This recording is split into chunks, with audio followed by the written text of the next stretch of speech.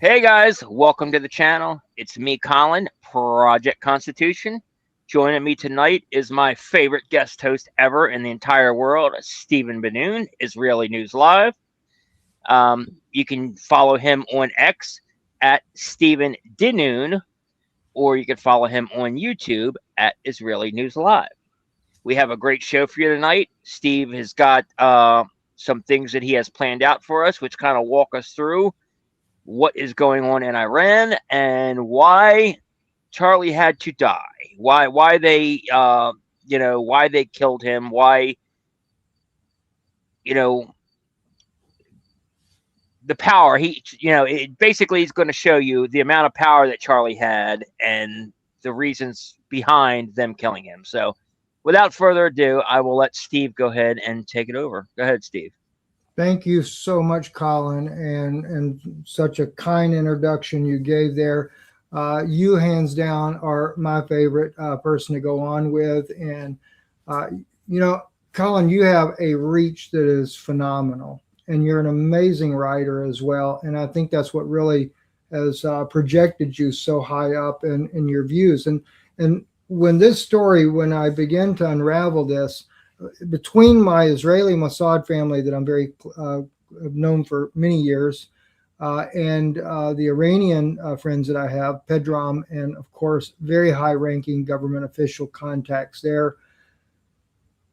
All this information coming together, we really began to dissect and break down what was going on with Charlie, why he actually died. And the one thing that stuck in my mind, and this is something that Candace knows, because we give her this information privately and asked her not to share. I mean, she could share the information publicly, but at the time, I just didn't want her to share publicly what we sent her.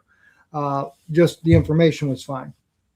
And that was that when I talked to the Israeli side of this, and I asked about, because let me kind of back up just a little bit on that. I don't want to jump ahead too fast. On the Israeli side, they had saw the video that we had done on Charlie's assassination using the receiver. I kept calling it a transceiver. I should have known the right word for it because I used them for a year on television. But the receiver that he was wearing on his waist that you showed the picture of. The official word for it, by the way, is transmitter. I have been corrected. It is a transmitter. Yes. I used to. But yes, that's what we've been. Lavalier mics, right? The lavalier mics was and we'd use a transmitter be attached to my belt because Israeli News Live was on cable television here in America for a year, and so every week I had to do this. You have the big cameras, the TV cameras and stuff, and so you're always wearing it. So I knew exactly what this object was, and it was Phil Tourney. Really, I owe the credit to Phil Tourney that first pushed me into the idea of looking at, as he would say, the microphone. And then you had on this amazing young man that believed 100% it was from this microphone that he was wearing with the magnet on his shirt there. What is that, a Rode mic? Yeah, it's the Rode wireless microphone. Right. And in fact, it was a video you had posted. That's how I actually met you early on, Colin. You'd posted a video of this Marine who did Special Forces. And he was showing, because he wore one, what that was like. And then I reached out to you at that time. Zeb Boykin, by the way. Shout out to Zeb Boykin. He does great work. Everybody should be following him. Yes. So, yeah, Zeb Boykin was the guy that did that. And it was so nice because he really broke things down. Of course, at the time, we were thinking, bullet from the behind. What was it? Is it a sniper? Is it a drone? Nobody could figure it out. We had Ty was on there with us a lot. And we were really trying to figure out all these different ideas. And then one day Candace kind of blows all of our lids off when she says, "You're right, it's not a 30-06, but that's not an exit wound." Wow, that blows your mind away, right? And it's like, okay, now, I mean, look, I've dealt with so many people killed in my life, unfortunately, and that's not something that you feel good about. It's something that's caused me a lot of PTSD. But at the same token, it just didn't look like an exit wound. Nonetheless, we do this video. We had pretty much come to the conclusion that it was the transmitter that he's wearing on his waistline there that you showed the picture of right at the beginning of the event. It's on the front side in his waist there, and that this is what looked like, believed to be that this Petton device was put in there in order to send the projectile into Charlie. We had gotten through, and now it's becoming viral, that Iranian hacker, because he did publish it online, but the Iranians had actually sent this to me. Pedram did originally, showing the hacker talking about the mic system being used to kill Charlie. And he had hacked into emails and stuff, so he knew from that and other information. Well, I get this very interesting email from a Mossad family that I've known for many, many years, saying basically, you finally got it right. I saw the interview with you and Colin, Project Constitution. He said, you finally got it right, Steve. And he goes into this long dissertation with me about why Charlie was killed. Now, keeping in mind, his daughter is Mossad. She speaks Farsi, the Iranian language. She speaks Arabic fluently. She's an Israeli. She does translation work. His wife, heavily involved, Mossad. Her father was in Mossad. In fact, her father was the one killed in the French rail car crash. But this whole family I've known for a long time. And so he sends me this information saying that this is accurate. But his daughter liked Charlie, and she actually calls her dad up, right after Charlie was killed. And she's like, Dad, why Charlie? And let me stop you for 1 second, Steve. I just want to answer this person's question. He says, where's the evidence? Go look at the last live stream we did. Steve actually read out and showed you the correspondence with these guys he's talking about, with these sources that he has. So go back to our last live stream and you can see that. Yes. And a lot of that's redacted in there because there are some things that we discussed that I do not want to make public. And so there is a lot of redacting in there. Now, Candace has more of this information because I needed her to see the seriousness of this. And so anyway, when we were discussing, when he sent this information to me and he says these things, the one thing that really he got kind of troubled by it. So after we did this video about it and he knew that we were accurate on this, he actually asked his wife, why Charlie? Why did they kill Charlie? Now, he doesn't say the Israelis are behind it. That has been our own opinion. But after when he responded to me, and you have to keep in mind, I know his wife's connections far better than I can even mention here. I can't go into that much detail. Mossad is not even, doesn't even do it justice. She doesn't specifically herself work Mossad. She did work Israeli intelligence, but she's on a different level now, much higher level. And there's some things she won't even tell her husband. So she's walking out the door, getting ready to fly to Tel Aviv. And she stops when he asks her, he says to her, why Charlie then? And she stops, she turns around and she says, Charlie, it was much bigger than Israel. And it's much bigger than Netanyahu. And then he tells me, he says, Steve, he says, then I begin to put the picture together. We are at the crux right now, like we were at World War II. At the end of World War II, the world is being divided up. There's going to be someone that's going to have hegemony, that's going to run basically a world order, and it was the United States. The dollar became the chief economic powerhouse for the rest of the world. He said, we're at that situation once again. Now, keep in mind, I'm just skimming the edge of what we're going to be discussing here. It's going to get much deeper than just that. But he was saying, I see then what happened. He said, if it's bigger than Israel and bigger than Netanyahu, one of the things he mentioned to me also, and I want to pull this up here for people to see this here, just for a view of this.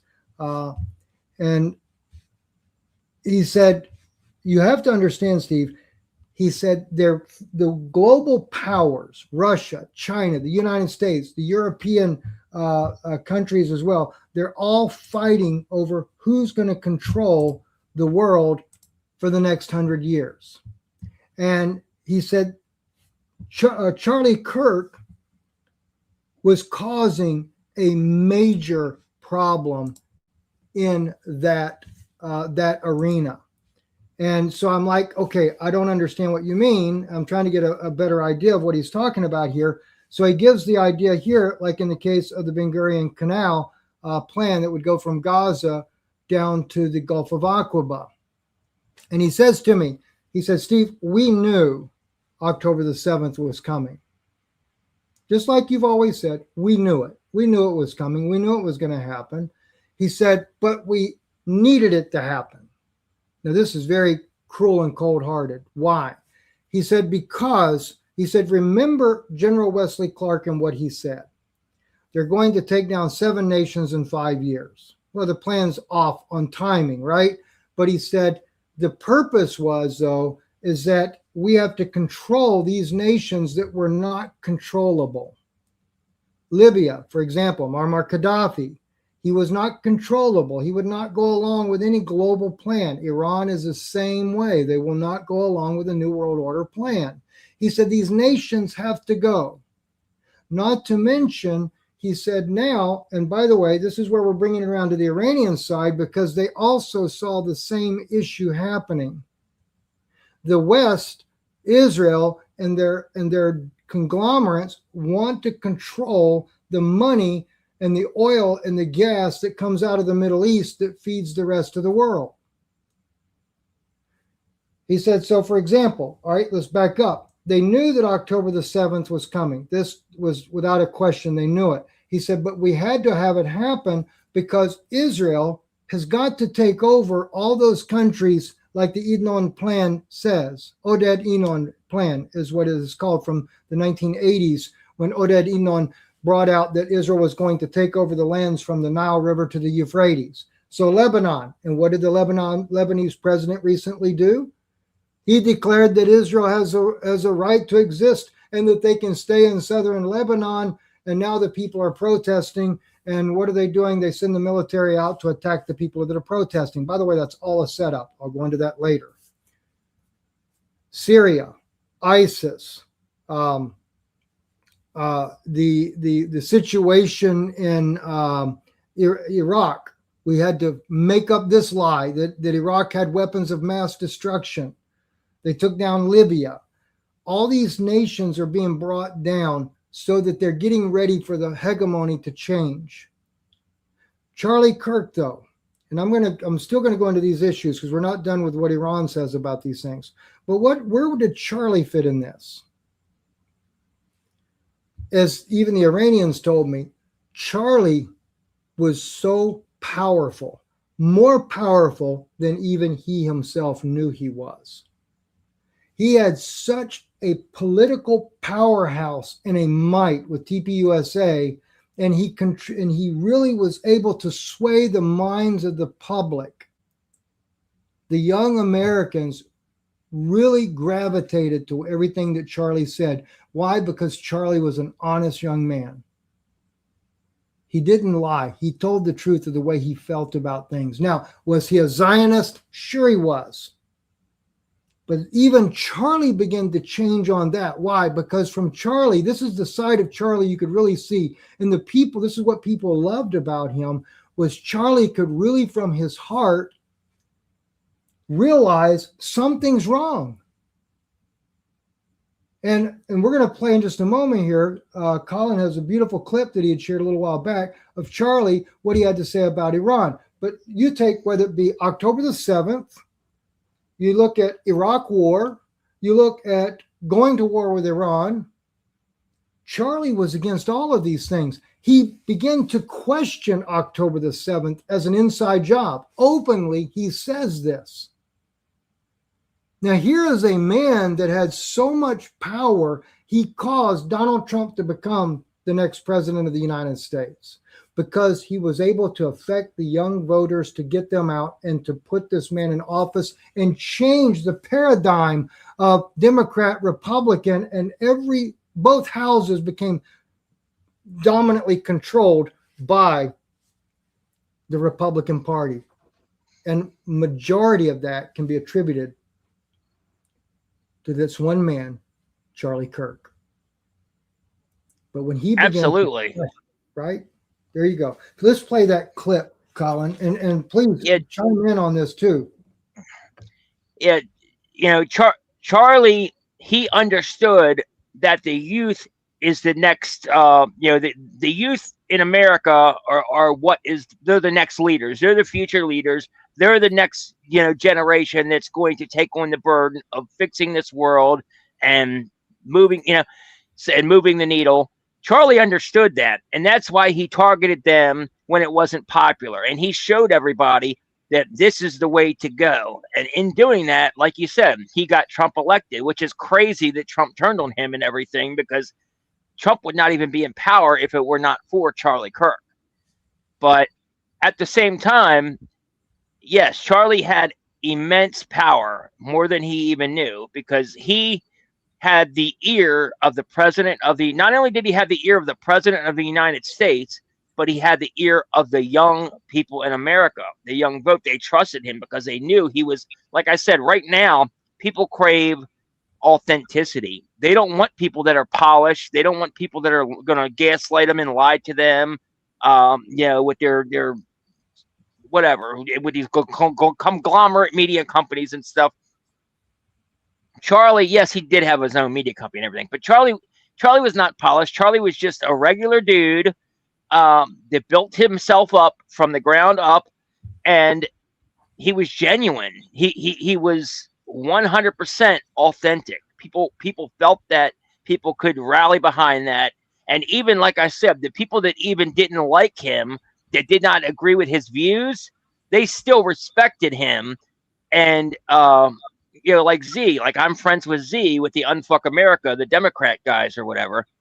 And one thing that she said, which really made very touching, what she said to me one day, was that she said on our live stream, she said that, even though she didn't agree with Charlie's message, she didn't agree with the things he said, they had a mutual respect. They respected each other, and that she loved Charlie, and that even after the fact, she cares more about Charlie finding out the truth about what happened to him than even his own so-called friends do. So Charlie had immense power, and yeah, that's why they had to get rid of him. But if you want to say anything else while I'm pulling up this clip, go ahead. Yeah, the thing is when Charlie had this type of power, he had the charisma of John F. Kennedy. If we take John F. Kennedy, remember how John really moved the young voters of the United States. He was honest. He was true. He took on Cuba. He wanted to break up the CIA into 1,000 pieces. This was what Charlie Kirk was headed to be, and they saw it, and it became a lightning rod. Let's play that clip. All right, here we go.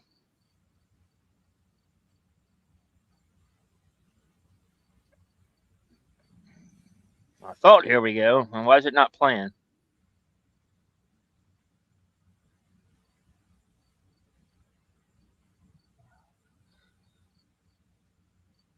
Hold on. Let me figure out what's going on here. It's like frozen. My whole life, Okay, I got it. Let's rock and roll. Sorry. It's okay. My whole life, I've been told that Iran is getting a bomb. Iran is getting a bomb. Iran is getting a bomb. Iran is getting a nuclear bomb. And yet here in 2025, they do not have a nuclear bomb. So why should we trust the American intelligence without verifying it?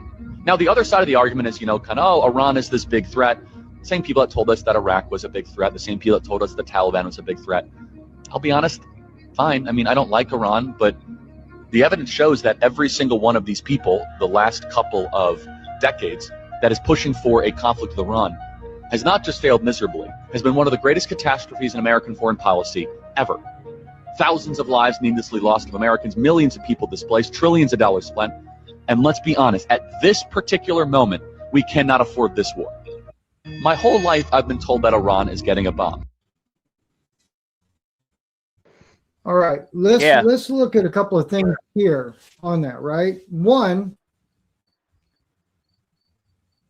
The fact that Charlie was against the war with Iran is a big, big, big problem for the elite. But before I get into that, let me clarify some things. On May 20th of this year, I shared on Israeli News Live that Iran, I'd just been informed through Pedram, who has very high-ranking government sources there, that Iran had indeed developed a first nuclear hydrogen thermonuclear weapon. Stephen O'Neill, a nuclear physicist that worked with our government, knows how to build nuclear bombs, had already been saying to me that they could easily, within 2 weeks, make a nuclear bomb.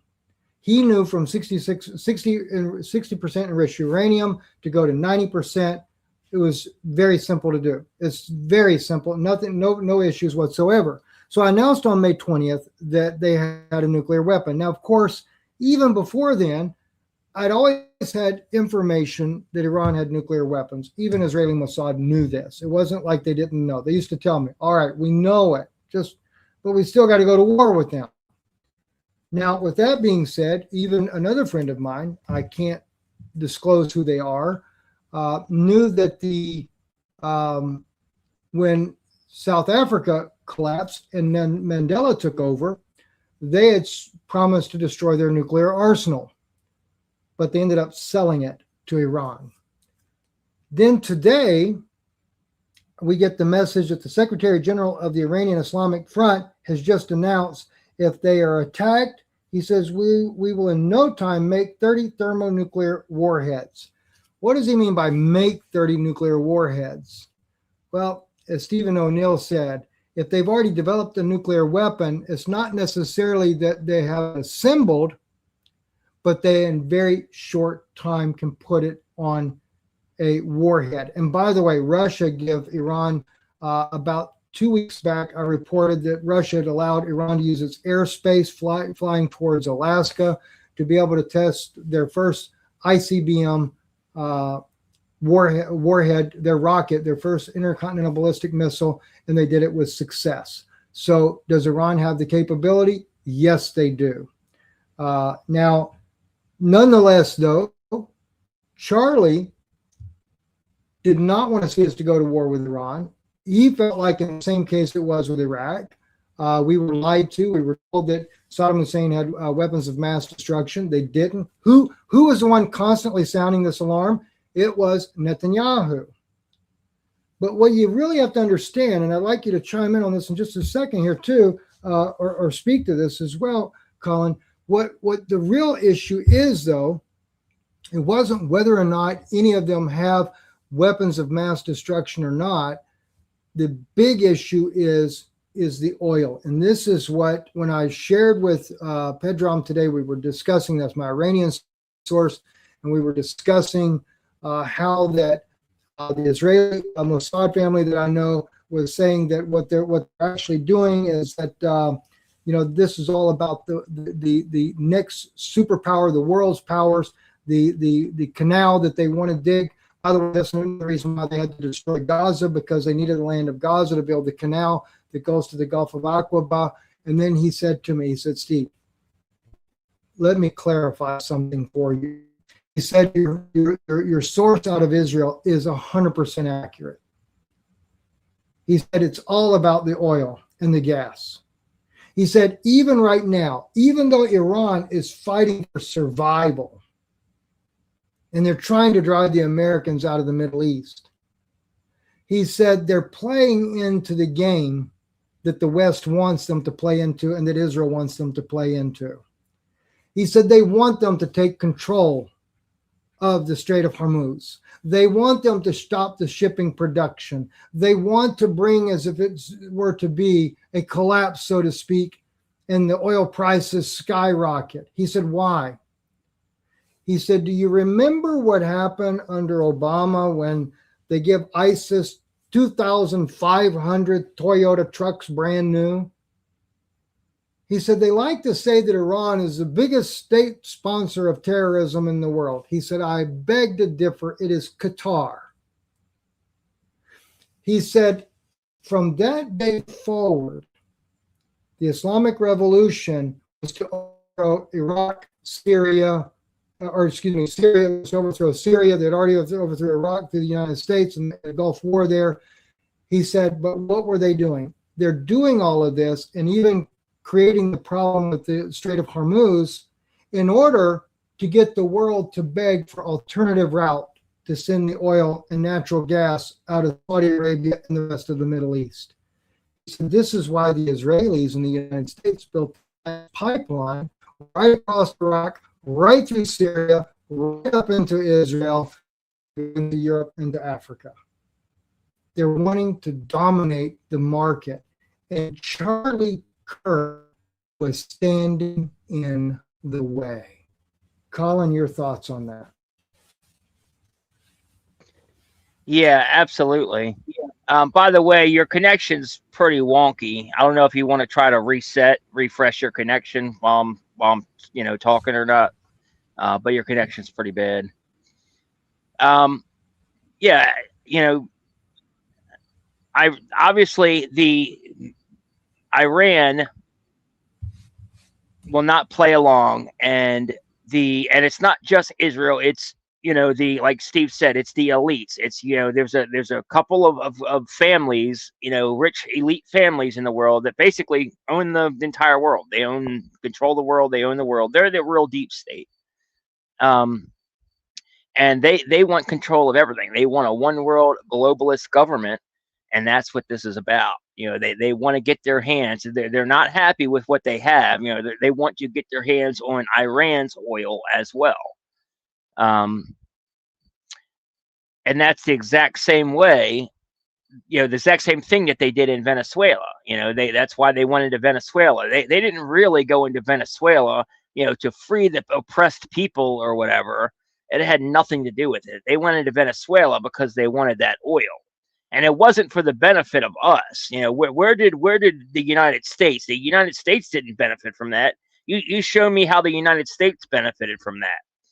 Where that oil went afterwards, they shipped it to Israel. Because that's the very first thing you saw afterwards. Is there was an article written, I think Israeli Journal or whatever that magazine, whatever that newspaper is. But the very first thing is, the very first shipment out of Venezuela is an oil tanker going to Israel. So that was the whole plan all along. They wanted to get their hands on the oil, control the oil, and it's for Israel's benefit. That's what it's all about.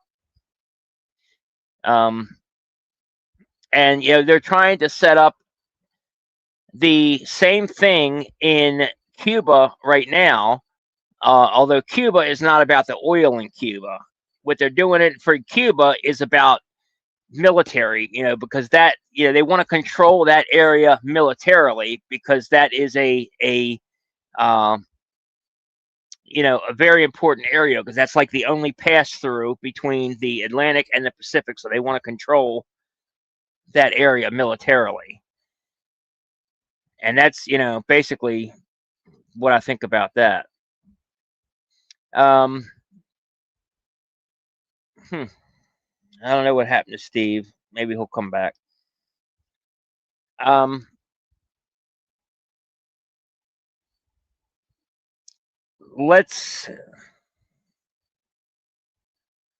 guess we will real quick. Okay, so I guess first let me, while we're waiting on him, let's go ahead and show you the picture that Barron shared on X. I think, was it yesterday? I think it was yesterday. Barron shared this picture on X yesterday. Now he purports that this is from Charlie's from the right side, or no, yeah, he's purporting that this is a picture of the right side underneath Charlie's shirt, like underneath of his nipple, like underneath the armpit, underneath of the nipple. And I'm not really, he says it's like a bruise, but I don't think so. I personally think this looks like blood smears. Oh, Steve's back. So while you were gone, I just went ahead and showed this pic that Barron posted. And Yes. how you and me were talking about it, and it kind of looks more like blood smears to me than a bruise. Yes, I would, and I know there's a lot of debate on this. Was it the microphone? Was it the receiver that he's wearing? And either way, at least we're in that right direction. And I still have a hard time seeing where that microphone was able to wrap all the way to the other side of his neck and go into there. Um, and even in the Iranian side of this, I have competing opinions from them. Pedron believes that the receiver that he was wearing that we've spoken about was the actual device that was rigged. And there are others that think that he had an entry wound underneath his collarbone that came out his neck. But there again, as he said to me, that is speculation on their part. They're just trying to look at, like everybody else has, look at what is going on to see if they could figure out what may have happened to him. I think, though, that as we were mentioning, though, a moment ago, the most important thing in one way is going back to my Mossad friend, Chris, when he says that his wife tells him it was bigger than Israel, it was bigger than Netanyahu. It's really understanding that Charlie had so much power politically in America that he could not only help guide what president would be in office next, but even in the House and in the Senate as well. He was affecting every single atmosphere of the political arena. And because, go ahead. Yeah, and let me say one thing to that as well is, that's what a lot of people don't necessarily realize is the U.S. is the most powerful. It's still the most powerful country in the world. And we control, we can pressure, we can control, we can get a lot of states, to bend to our will because of that. We can use our economy, as a threat against them. We can use our military. There's a lot of ways that we can get these countries to, basically cave in to whatever the globalists want them to do. So it's imperative for these globalists to have control of the United States, whatever president is in the United States, and Congress as well, like you said. And the fact that Charlie had more pull over that than they did, and they saw that he was gaining steam and he was turning, especially getting the young people to turn on him, because Trump may go along with whatever the globalists want until there's a huge uprising of people, young people, that are just fed up with it and say, no way, not anymore. And they knew that. Netanyahu knew that. The globalists knew that, and that's why they had to take him out, because they knew that Charlie was on, turning, and he, if he could, if they lost the youth in America, then they would lose control of the United States, which in turn would lose control of or I don't know about lose control, but it would definitely set all their plans back for many, many years to come for controlling like Iran and all these other places. Right. You see, the thing is Iran was really the pivotal last country. This is why Iran was saved for last to begin with as well. And I can explain even why the different countries had to go when they went, at least part of them. Iraq and Syria, why? Because they needed to get these countries under control to build the gas pipeline coming up from the United Arab Emirates, from Kuwait and those countries there, bringing that pipeline up. Then they had to create this scenario that Iran was such an evil empire, and then start a war, have Iran close the Strait of Hormuz to raise those oil prices through the roof in order to get the world crying out. And by the way, it's not over either. It's still going to get worse. But that's to get the rest of the world to say, look, you got to do something. Well, what about this pipeline you built? All right. And this is the other reason why Israel had to take Gaza, but they needed a way to justify it. And so they all pulled this off. So the thing is, Charlie, with having the ability to say, we shouldn't go to war with Iran, and we shouldn't do this or we shouldn't do that. And here's the thing. He was listening as it were to be the way politicians should do. They should listen to their constituents. He was listening to the college students. He was hearing them when they said, look, Israel is abusing the Palestinians. They're an apartheid state. They are killing. They attacked Gaza. It was an inside job. 6-hour stand down. And Charlie became faced with these realities, and he knew that this had become a problem. And Charlie knew that, gosh, the people that are coming to these meetings, they're right about that. And so he began to question. He began to challenge. Now there's a problem because this whole global paradigm that they were moving to have these wars, and even the Israeli family I know were saying that they weren't for sure, but they believe that Russia had already kind of gone along with the plan, that they got Russia on their side. That seemed to be true when Venezuela, Maduro was taken down, and Putin didn't come to the man's aid. I knew it even before it happened. I said, when I saw Putin say, well, if the people want him in power, they'll keep him. If they don't, then he'll go. When Putin said that, he'd already turned his back on Maduro. And by the way, that was Iran's escape plan, was Venezuela. And a lot of that, it's all by design though, because they've been beating Russia down for many, many years now, actually probably decades, because of the Ukraine war. That was all by design. They've intentionally been beating Russia down and keeping them in this war. Because I know Russia wants to end it, but Zelensky will not end it. And Russia is not going to give up the territory that they have already gotten, to an extent. So they've basically been beating, browbeating Russia for so long, dwindling their resources to where they're not really in a position to take on another major war or another major enemy right now. Yeah, and the thing about Russia, even this hitting them, like bombing their pipeline and things like that, they were trying to break Russia's financial ability with Europe.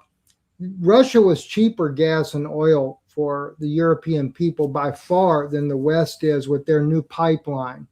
But in order to keep the Europeans from using Russian gas and stuff and Russian oil, you have to make Russia the enemy. You have to make Russia the boogeyman. They're the bad guys all of a sudden. And that's what they did. Well, what are you going to do in America when you've got a president that is beating this drumbeat of war, following Israel's lead into all these battles, and then suddenly the very man that helps you get into office is changing? He's recognizing something's wrong. He's trying to do things from his heart, from a genuine concern for the American people, unlike Trump. And this becomes the problem. Well, that's why they said he had to go. He had to go because he was having that much influence on a global stage that could affect these and we're not, Trump is a millionaire, billionaire, whatever you want to call it. These trillionaire people weren't going to allow Charlie Kirk to get in the way of this mega project that they have coming. And so they knew he had to go. And go ahead. There's something else I got on my mind, and I got to pull my thoughts back together, Colin. Go ahead, please.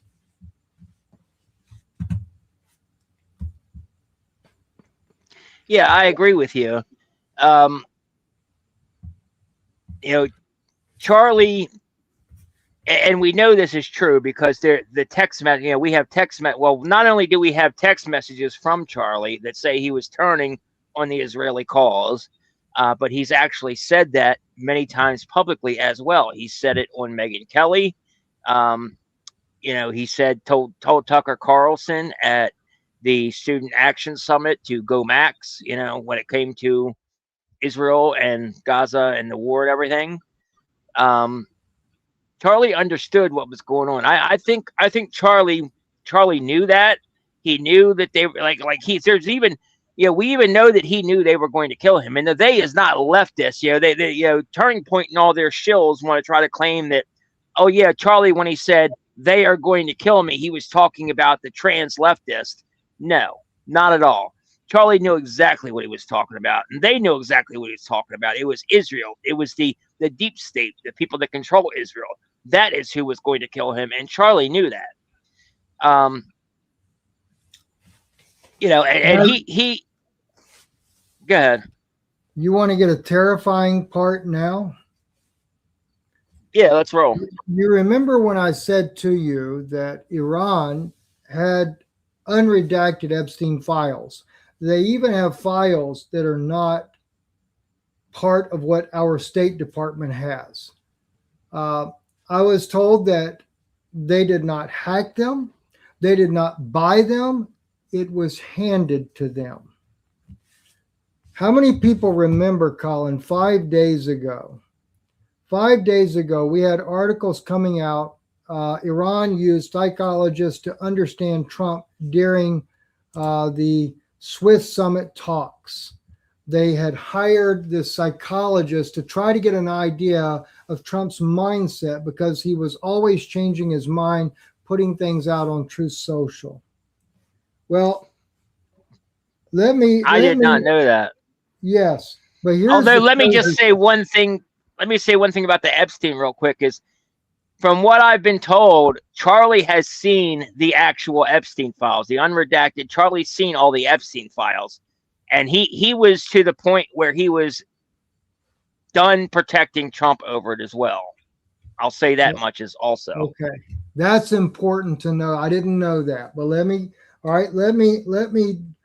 give you the shocking truth of why Iran hired psychologists. And the contacts that we have on this are very, very high with the Iranian side of this. He said that when they were examining these files,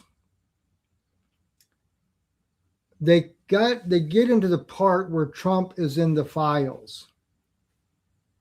And he said, Steve, the Iranians were terrified of what they saw and Trump's mindset that they saw in these files. I said, what did they see? He says, they won't even tell me.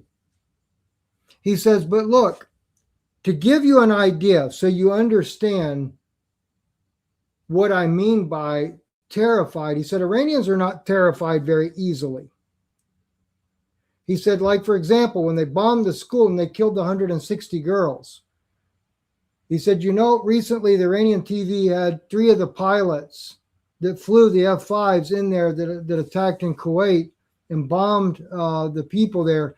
He said, they never expected to return home to their families. The Iranians even said it's a suicide mission. And by the way, on Patreon tonight, I'm going to go deeper into this because it wasn't just 2. There was 4 planes, 2 Su-24 Russian aircraft, and then the 2 F-5s that also went in and had successful missions and bombing bases both in Kuwait and Qatar. And this was, or Bahrain, sorry, in Bahrain. This was right after the school bombing that was done that killed 160 girls.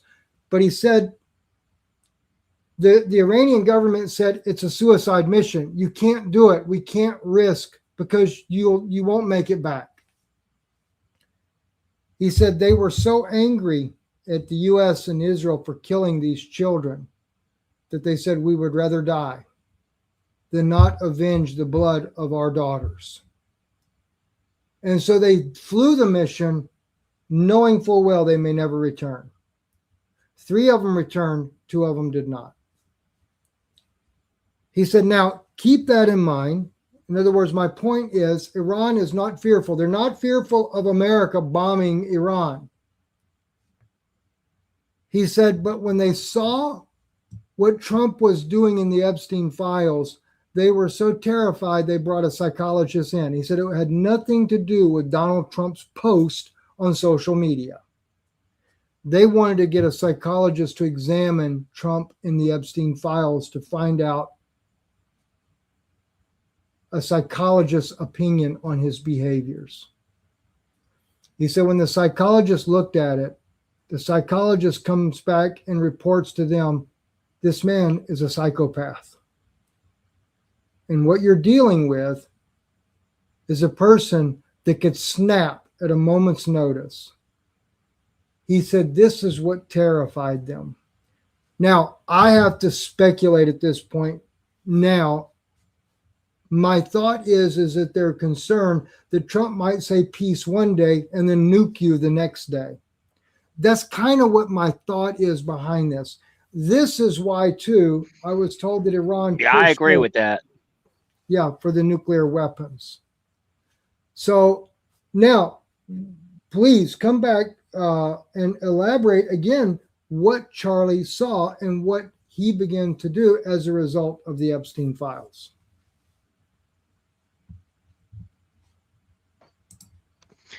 So Charlie, he saw the Epstein files, and you know, I know that he, you know, at one point was called by Trump and asked to stop talking about it. And I think he was conflicted on that part because obviously he cared deeply for Trump and got him elected. So he actually did. There's a video he made after he got that phone call where he said, "I'm done talking about the Epstein files. I trust my guys or my friends in the administration. I'm done talking about it." And then he got so much backlash from the people, from the kids, over that video, that statement, you know, his position on that within like the next day, he completely backed off of that position. And hold on, I forgot to turn my phone off.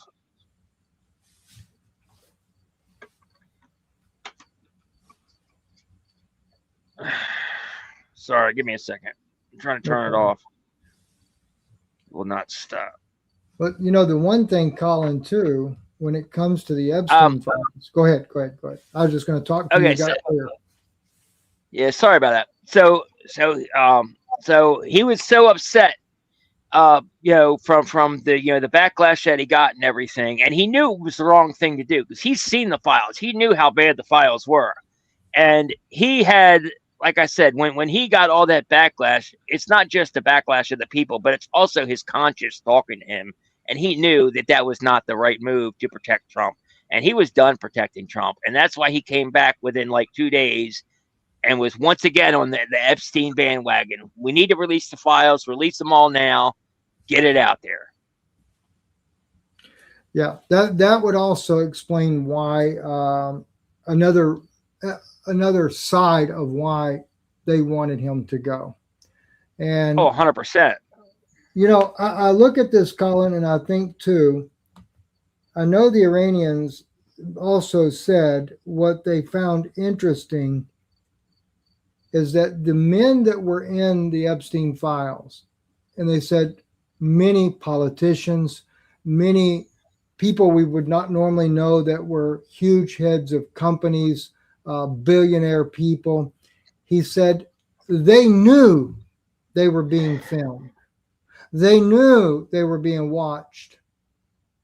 And he said they did it as if they were protected because, as he put it to me, was it because they were part of the Skull and Bones Society? But he said to give you just an idea, not necessarily to say they were part of the Skull and Bones, but in other words, they were part of a society that was a secret society that they knew that what they did, they could do with impunity. But at the same time, he said there were no Israelis in there. Why? I don't think that they knew about it. I really don't. Well, not at first. You know, after, you know, I think they knew afterwards, like after they gotten blackmailed or words started to get around that maybe, you know, that the place was bugged or whatever. But I don't think they knew originally. And as far as, yeah, you know, there was no Israelis in it because they were the ones they would set it up. They were controlling it. They were the ones behind it, you know. I mean, I think maybe the U.S. intelligence had gotten on board at some point as well, but Israel are the ones, the Mossad are the ones that set up the operation, the Epstein operation to begin with, the blackmail honeypot operation. Absolutely. And by the way, it has not ended. Candace has made a good point about this. Is just because Epstein, and by the way, he's not dead. He's still alive. Palm Beach Pete is really Epstein. For all of you watching, that don't let them fool you. Palm Beach Pete is Epstein. But they what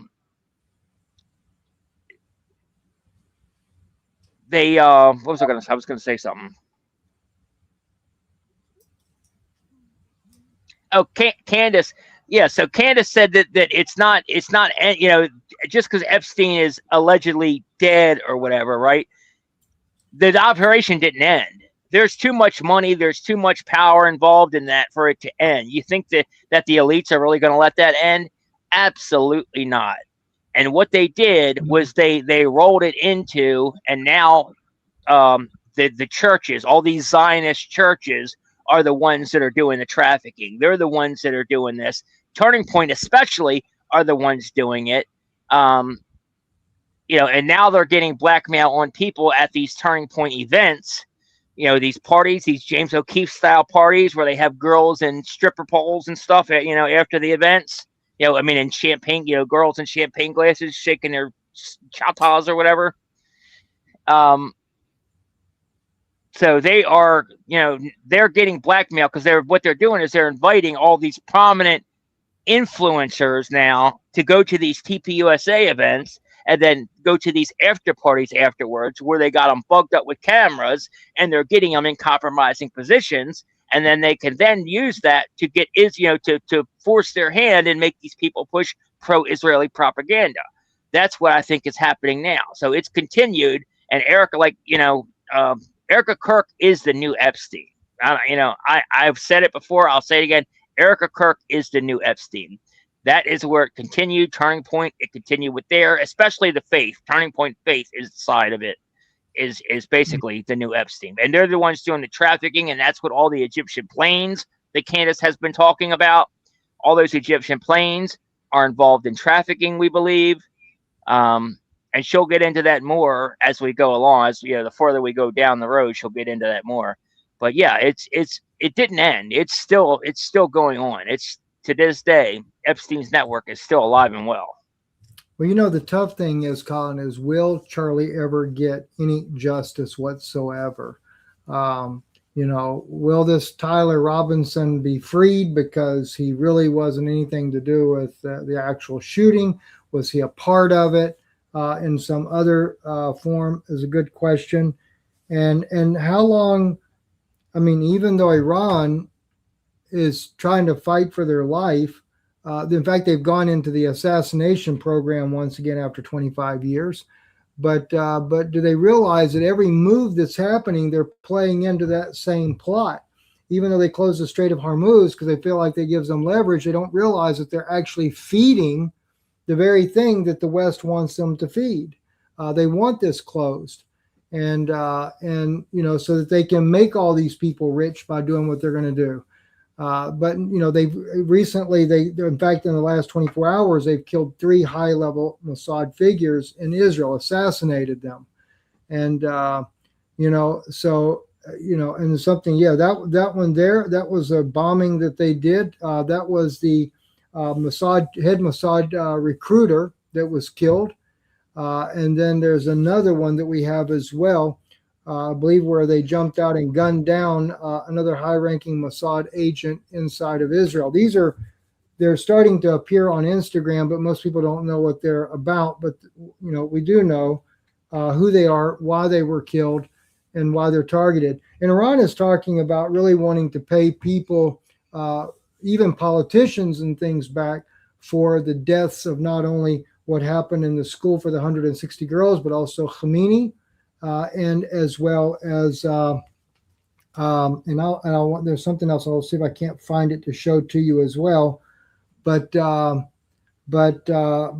Khomeini, the ship that was sunk, that Pete Hegseth kind of cheered it on. And even Trump, Trump says, why didn't you bring a booty back from it? This is the one you're talking about, right? The second one? Yeah, this is where I think they jump out and they gun the guy down in the car. Another Mossad, head Mossad guy. Yeah, there you go. They shot and killed him. So, and most people have no idea what's going on in the images here, but because we're getting the inside information of what's happening, we're sharing that with you listening tonight with us here. There's something I'm going to try to send you if I can find it as well. I had reported for a while that Mujtaba, Khomeini's son, had been killed, and what happened was I was incorrect on that. We thought he was dead, but what it was is they were keeping him in hiding until he could heal. They were planning on amputating his leg. I did know that they flew him to Russia for medical treatment, but he did survive. But then I was told when he came back, he died. Now, whether or not that was them wanting to have the world to think he died as a result, because they wanted for us to believe this so that the U.S. and Israel would not continue to try to target him or not, I can't really say. But this here, and I'm just now sending you the text on this. I don't know if you'll be able to share this, or maybe in a little bit we can share it. Is Mujtaba. He's in a marketplace for the first time a few days ago. He comes out and appears in public for the first time. And the strange thing is, right after he appears thinking it's safe, then, of course, there was a tit-for-tat exchange between not Israel, but the United States and Iran, where they were bombing each other once again. So now they know where he is. They know that he is alive, and they could very easily target him and kill him. But at the same time, and that could happen anyway, because why? They are right now, the Iranians are targeting their own assassinations. And so Mujtaba, he may have a short life expectancy. But, there was a lot of debate as to, even the United States really was beginning to believe that he was dead, even though they would report in the news that he said this or he said that. His voice was never being heard. There was never any photos or videos appearing about him. And now we actually, I was sent this a few days ago that no, he is actually alive. And so I had to make sure I corrected that information as well. You want me to play it? Yeah, let's play it there just so people can see this. Footage from Tehran shows Mojtaba Khamenei walking through a busy market decorated with Iranian and Palestinian flags. He's accompanied by a small group, no visible security cordon, no obvious detail around him. The timing is notable. Iran has been under sustained pressure from the US and Israel, and a walk through a public market during that kind of period isn't accidental. It's a message. Things are normal, the leadership isn't hiding, life goes on. Footage from Tehran shows Mojtaba Khamenei. So, yeah, that's all we can really say about that, though. There, not really knowing much more about it. But at any rate, that's about as much as I could probably say tonight on these things, Colin. And of course, I do. We could always maybe. I know you were addressing a little bit earlier the issue of Charlie and the way that they killed him.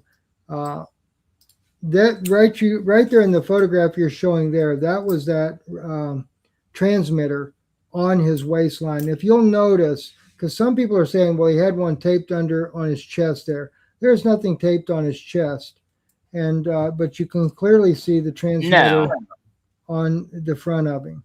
And now some people say it could be a phone. Maybe, but it looks like a wire coming off of it. If you'll notice, if you go back to that again.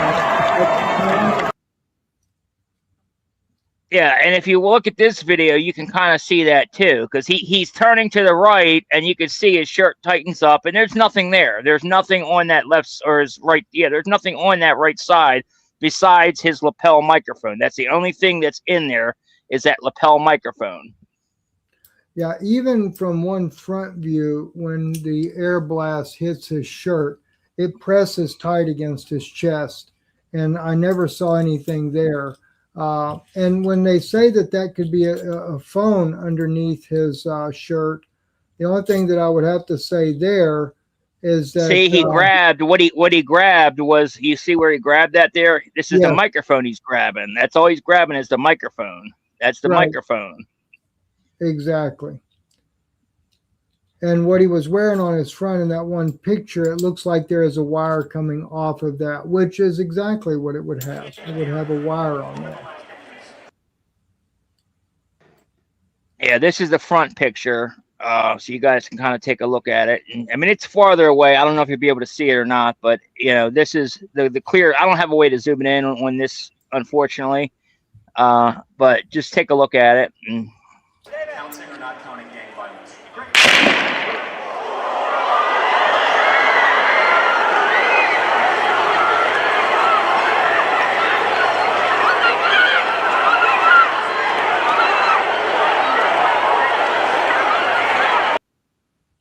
And it goes back to what you brought out so many times, Colin.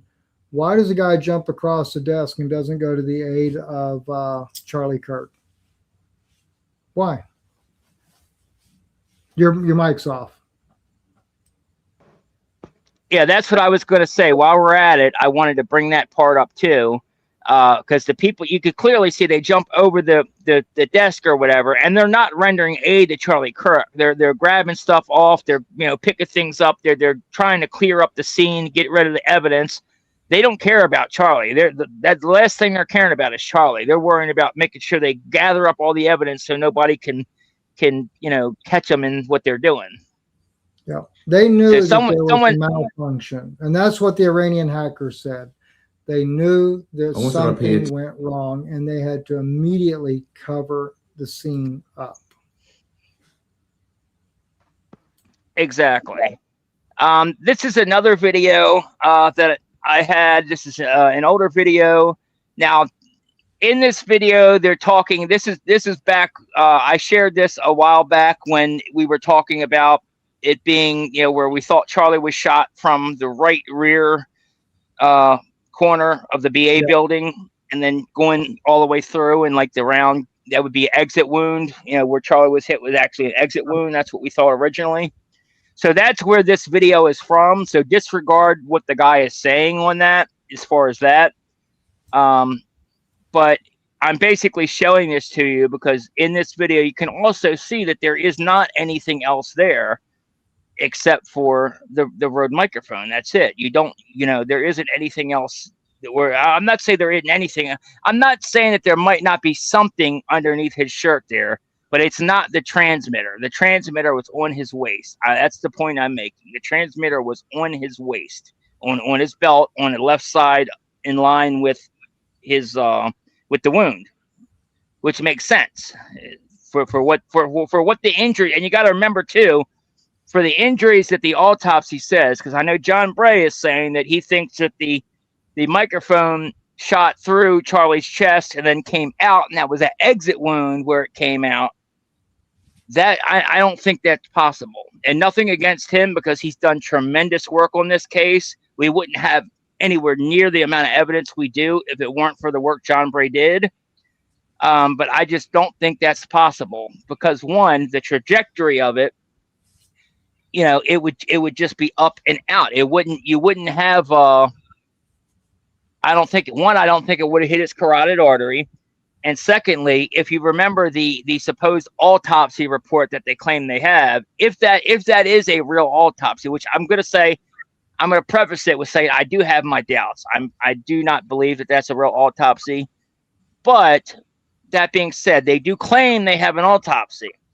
And that autopsy says that it went in and then kind of went down and hit all the vertebrae in his spine, and broke through all the vertebrae in his spine and landed down in, I forget the exact number, like C4, C5, whatever it is, but it went through, it hit, ricocheted down, and then hit a bunch of other vertebrae and then eventually stopped. And supposedly that's the reason it didn't go all the way through him. It didn't blow his head off like a 30-06 should have.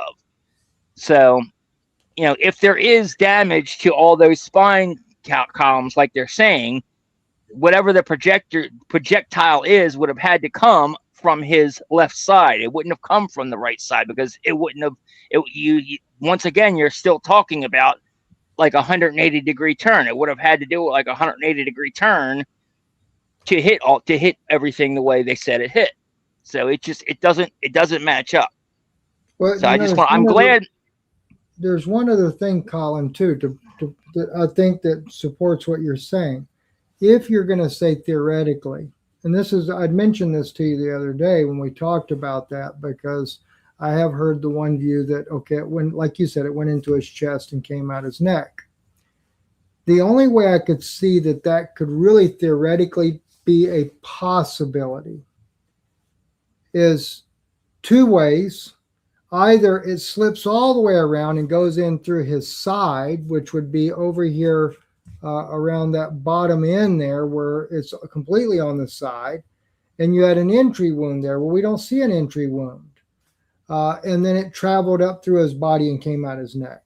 Secondly, the other thing would be it ricocheted off his spine and then come back out his neck. None of that really makes sense, though. Now, clearly from that one side image, we see the neck bulge before his head even moves. But that trajectory, because it's at the high part of his neck, right here, and the entry wound being way down here, would seem to indicate that the projectile is coming from down by his waist or even between his legs and no other place. Now, there is one thing that I'm still curious about. Candace plays this video from behind Charlie. Why is there this phone size block on that screen the entire time they're showing it? Why? That still baffles me. Remember when the guy sends us that picture of that? Yeah, they redacted that for a reason, and I want to know why it was redacted. What is behind it that they were redacting? And if you'll notice, the one thing it does block is when Charlie comes up with his hand, it blocks the bottom part of that microphone. Yep. In his hand. Could it have been out of the microphone? Like I said, there's three possibilities. The one on his collar here, that's the hard one for me to grasp. And by the way, as we mentioned before, even on a transmitter, there's the glass on the front of the transmitter as well. I don't know what type of glass it is on the Rogue mic, because you knew more about that. I didn't know that. Yeah, on the and that's the thing, is both the Rode mic and the transmitter, both of them are the exact same size. They're in the exact same housing. They have the exact same kind of glass screen. They both of them also have the same white writing on them that says Rode, which we see broken up in the SUV or whatever. And they also both have that USB, that little USB symbol on them, where you would plug the connector into.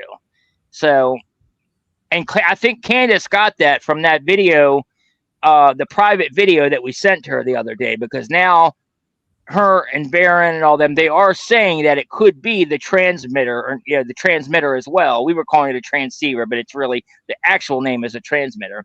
So they are saying that it could possibly be that too now. So I'm thankful for that. Although I just don't, Baron's saying that he thinks it was taped to Charlie's, under his armpit, like under his nipple or whatever, on the right side. That is the part that I'm completely against. There's no way, absolutely not, because I have proof. We've shown proof on this channel many, many times, and it's what we just laid out for you guys, that it was on Charlie's, that it was actually on Charlie's belt on his left side. Right, now stop there. Notice the wire. I'm trying to pull it. Notice that wire coming up off of that device that's on his waist. You see right there the wire coming up right there on him? Or, to me, it's a wire. It could be, but like you said, they are wireless. I'm used to looking at, and I could be wrong on this when I say it could just be a wrinkle in the shirt, is what that might be. but I'm used to the old-fashioned style, the older versions that we always wore when we had the From what transmitter. It had a wire to it on there going to the mic, but I guess his I did not have that. Yeah, I mean, I think it's just a wrinkle. I mean, it is possible that it's a wire. Okay. To my knowledge, it's a wireless system, so I don't think Okay. that it had All to right. like actually plug into it. I got you. But I mean, it is a possibility. You know, who knows? It could be. We can't see under his shirt really, so they're really, you know, we're just speculating at this point. So it really could be anything. And like I said, I'm not discrediting that. You know, because Barron, the picture he showed here. Let me show Barron's picture again. The picture he showed here. I get where he's saying that it looks like there's a blank spot in the middle. You have looks like lines or blood or you know. Yeah, you have like blood or whatever on one side, blood or whatever on the other side, but it looks like a clear area, like something was blocking it, like something was in that Right. area. So I'm not doubting maybe something was there. I'm just saying it's definitely not the transmitter. I can tell you that much. It's not the transmitter. Well, you know, And we also have proof of that as well, because the other picture that I showed, which is here, you know, right where Charlie's transmitter was on his belt, we also have the same bruising that we see in the picture that Barron had. We see the same thing here as well. And that one definitely looks like something knocked the fire out of Charlie in the waist. There is no reason for that. No other reason. No. And so I agree with you. That really seems to me stands out the most, is how that actually looks there. So, I you know, I can't really see any other way, but I mean, hey, you know, we're always open. I mean, gosh, as many mistakes as we've made along the way, you know, we're always looking to try to come up with the right explanation, because the thing is, if we can ever get this exactly right, then we might be able to definitively find out who was behind it. And by the way, Exactly. to be able to use those patent charges, there's not many people that have that technology. So. Oh, 100%. And yeah, like you were saying, like I want the truth. That's all I care about is the truth. I don't have an ego. The people that know me, that I talk to daily, everybody knows me. I don't have an ego. I'm not one of those people that has to be right. It has to be my theory.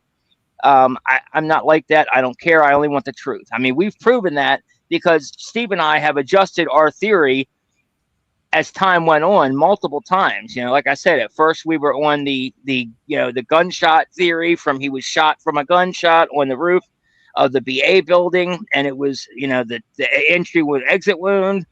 And then we went to, there was the guy in the you know, there was a guy in the van which fired the shot, and then we went to the, you know, and then eventually, as time went on and we got more evidence that came out, and like I said, John Bray was instrumental in bringing us the evidence of the exploding microphone. And same thing with Ali. You know, Ali also, he tremendous information as well. But those two guys did a lot of work on the microphone thing, which pointed us in this direction. So we've changed our theory multiple times and ended up, this is where we landed. And I think we have the most credible theory based upon the evidence. Not to say that we aren't open to changing our theory if somebody presents evidence that is contradictory, that explains everything. You'd have to, in order for us to believe something else happened, you'd have to show us proof of that. And you'd also not just show us proof of that, but you'd have to disprove the stuff that we pointed out. Like, what are these bruises here that are caused?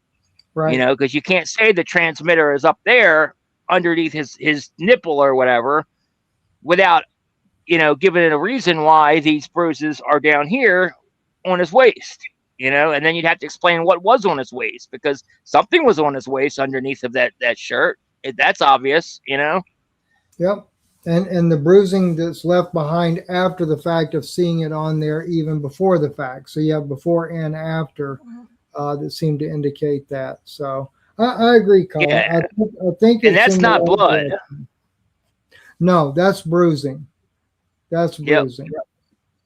That's definitely, and it would be more consistent with a charge going off. So, I totally agree. Maybe what it is, Colin, maybe we're just not good looking enough in order to be able to. I got a young guy and an old guy here trying to talk about this, and we just ain't quite got what it takes. And I have to have a long mustache so they don't see that half my teeth are gone. Yep, I'm right there with you, man. The years of drug use that I had, they pretty much destroyed my teeth. So I don't got many teeth left myself. Anyway, but oh gosh, Colin, I appreciate you coming on with me, and I really, I have to say, I didn't even want to discuss this without having you come and us do it together. Because I felt like that people need to know why Charlie was targeted. That it was just as they said to me, it was bigger than Israel, bigger than Netanyahu. It's a global effect. And the fact too, this man, unbeknownst to himself, had become a great man. He really had. A humble man, but a great man.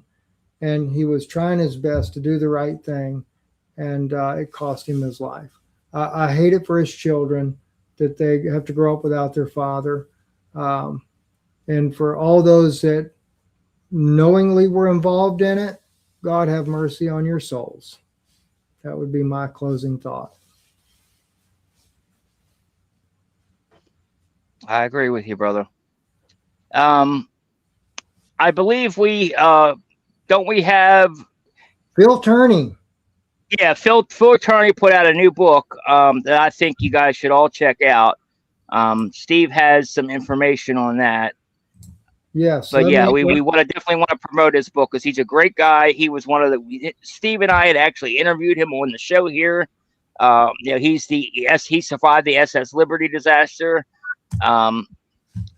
And yeah, great guy, great interview. And matter of fact, Candace even interviewed him as well, and she said the same thing. She said that was the best interview she's ever done. So I noticed his book is out, and I want to help promote the guy. So I want to give him a quick shout out here and show you guys where you can get his new book. It's philtourney.com, and I thought I was pulling it up right, but yeah, by the way, Phil is going to be speaking in, I believe in New York. Here we go. I got it right here. Let me send it to you. Do you have it on that side already? Just share it. If you share it, I can pull it up. Yep, I can just pull it up here. I can do it. Here we go.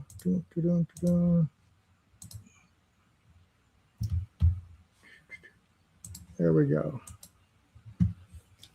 You can get a signed copy of Phil's book as well. And his book, by the way, is, there you go, right here, Stay Afloat. And you can order a copy of that. He also does a signed copy as well. And hopefully I'll get to see Phil next week sometime. We're supposed to meet up together in person. And but Phil's going to be speaking. He was invited to speak at the annual, there's a convention for the 9/11 group there, and they asked him to speak at their convention this year. So we're hoping to be there on September the 11th. You never know who all might make it there. Colin, you might make it there as well. Who knows? So we'll get you out of the basement and get you some fresh air. But anyway. Yeah, definitely. I'd be down. Sounds good. Yeah, Phil Tourney. I think besides Candace, Rick Wiles, when they did the documentary, Rick and I actually know Rick. He got to interview a lot of the survivors. In fact, Rick was on YouTube, sadly, until me and my wife were on with him, and then YouTube gave him his third strike because of our interview.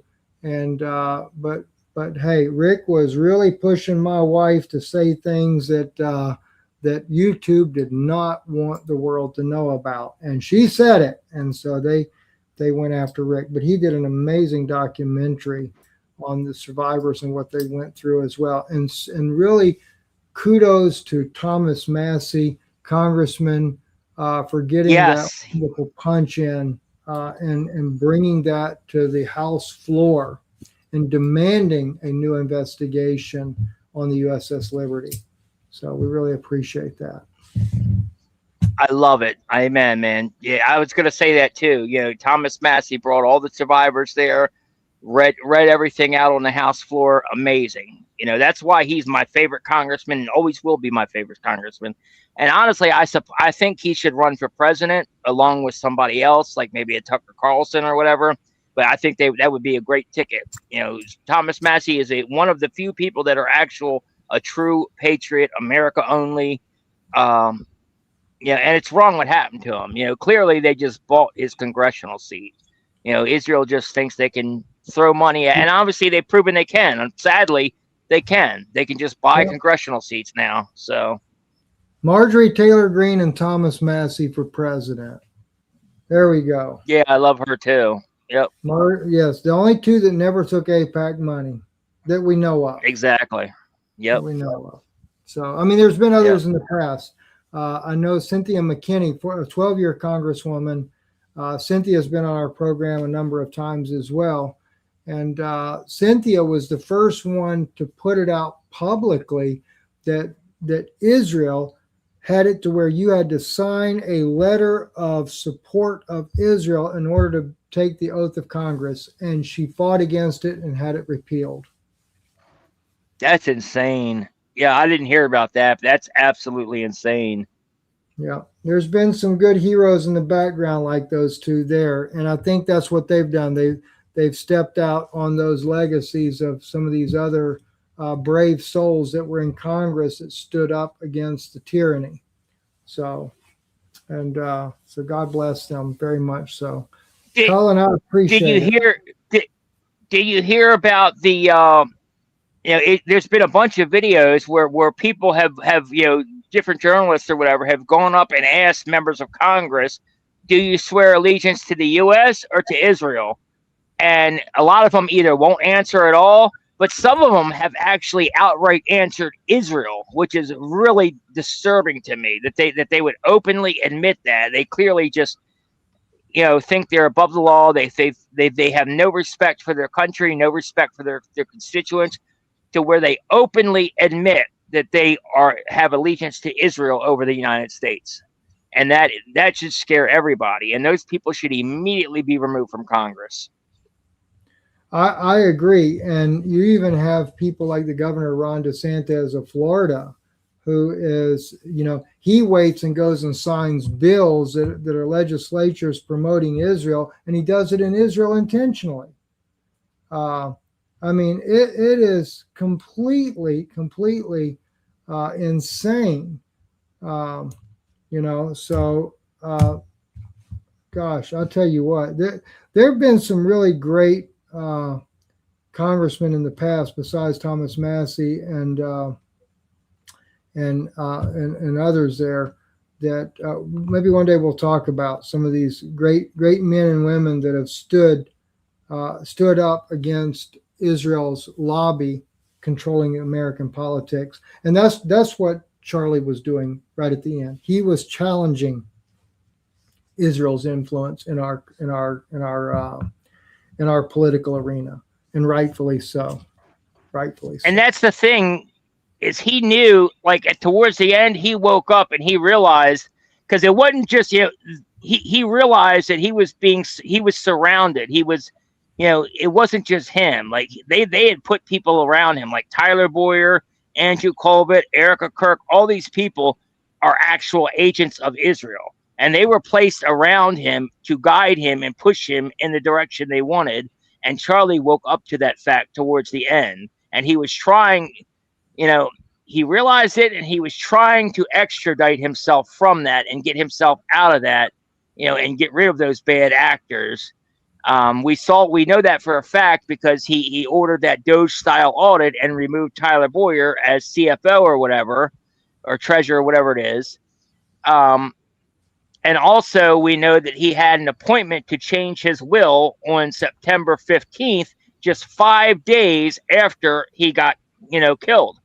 But he had an appointment on the 15th to change his will, and we can only assume that would be to remove Erica Kirk as, the person that would inherit everything if he died, including Turning Point. So they couldn't let that happen, clearly. So they, Charlie waking up, and the fact that he knew that he had people that surround him that had bad intentions. They were placed by him. They were just reporting back to Israel. They were his handlers. And sadly, he couldn't get out of it. Sadly, he couldn't extricate himself from it before they took him out. Very, very true. And let that truth come out. That's what we need. We need that truth to really come out, and really. I want all of them in a jail cell. I want every single one of those people to pay. I don't want them to. I don't want any violence to happen to them. I want to make that clear. I don't want anything. I'm not promoting violence. I don't want anybody to go hurt these people or anything. I want them to pay legally in court. That's what I want. I want them to face consequences for their actions legally. I want to see them prosecuted for what they did. I want real justice for Charlie. And in that same vein, I want Tyler Robinson to walk free and get out of there, because he did not kill Charlie. Was he involved in some way? Absolutely. I think there was a plan that day, and I think he was involved in it, but I don't think he knew that they were going to kill Charlie, and he is not the one that killed Charlie. His security team killed Charlie. So I want Tyler Robinson to walk free. Will that happen? I don't know. To be straight up honest with you, I believe that they will, especially now that so much has come out and they're desperate. I mean, did you see where Frank Turk, I think I sent you the video where Frank Turk went on live TV on News Nation and actually was making veiled threats to kill Candace Owens. That he was going to assassinate her. Yes, you did send that. Yeah. I mean, that just shows you how desperate they're getting. They know they're cornered. They're like, they're dangerous animals that are cornered. Like if you get a raccoon cornered, they're very, aggressive and gnarly and snarling at you. That's what we got going on right now. They're cornered. They're like, cornered animals. They're very dangerous. And I honestly fear that that's what's going to, I hope not, but I fear that they are going to try to kill Tucker. Well, they might try to kill him too, but I think they're going to try to kill Tyler Robinson before the trial, and then try to Epstein him, try to say it was suicide or whatever. That's what I think is going to happen. Wouldn't doubt that a bit in the world. Wouldn't doubt it a bit in the world. And when you're looking also at Candace, she is definitely been on their radar before. And so I'll just tell you, if you're a Christian, you're a praying person, pray for that young lady. I don't care what you believe personally, religiously, or whatever. That girl needs your prayers, and certainly, her family, support them and stand there with them, because she's fighting a battle that very few are willing to take up. So, 100%. I stand with this young lady because she's doing what so few were willing to do. I agree. We all need to pray for Candace, because her life is definitely in danger. They want her dead, and don't think for a second that they will kill her if they get the opportunity. The only reason they haven't done it yet is because there's too much publicity. There's too much going on. And if they did that, all the eyeballs would go right to them. Everybody would know who did it, and they would further alienate their cause. And they don't want that. So they're going to, I do think they're going to try to kill her, but I think they can't do it as long as there's this much of an uproar. So we've got to keep the pressure on them. We've got to keep engaged, and we got to keep supporting Candace, whether you agree with everything she says or not. Because I don't necessarily agree with everything she does or says, but I'm ride or die with her.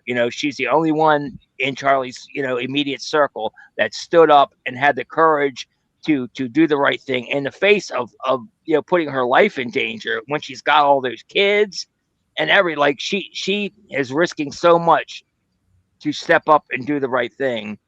And for that fact alone, I will never turn on her. I'm with her, ride or die on this till the end. There you go. There you go. Thank you so much, Colin, for being out, standing up there and fighting this all the way. Likewise, Steve. And it's always a pleasure to, this journey has actually been interesting, but one of the good things that have come from it is getting to meet new people, getting to, yes. Charlie's death has brought so many different people from different walks of earth together. And that's the best part. I've got to meet you. You and I are now good friends. We've become very close. I've gotten to meet Z, who's on the other side, on the left. Her and I are now friends, become very close. There are just so many good people that have been brought together because of this. And like this comment on the screen, we need 1776 Part 2. It's going to happen. I think Charlie's death was the catalyst for that, and we're seeing it now. This is the beginning of the next revolution. So you got it. You got it. And with that, I think we will end it. I think we've said everything we need to say. Thank you so much. I appreciate it. Thank you guys for listening as well tonight, and definitely check out Phil's book. I got to order mine as well, come to think of it. So yes, definitely check it out.